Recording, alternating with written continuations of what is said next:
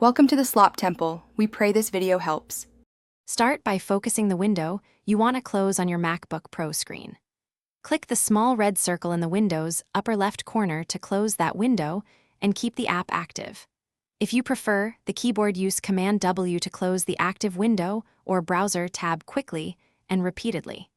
You can also open the app menu labeled Window and choose Close Window to close the focused window without quitting the application.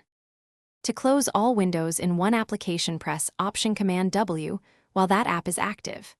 In web browsers, you can close other tabs by right-clicking a tab and selecting Close Other Tabs from the context menu.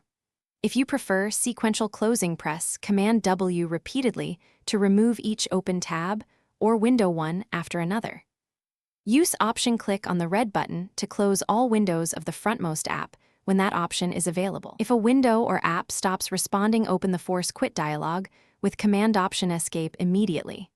Select the frozen application and click Force Quit to terminate it and close its windows. To fully quit a working app, press Command Q, which closes all its windows and ends the process normally. For deeper troubleshooting, open Activity Monitor, find the application process, and click Quit or Force Quit to stop a specific process. Thanks for watching. Consider subscribing if we helped you.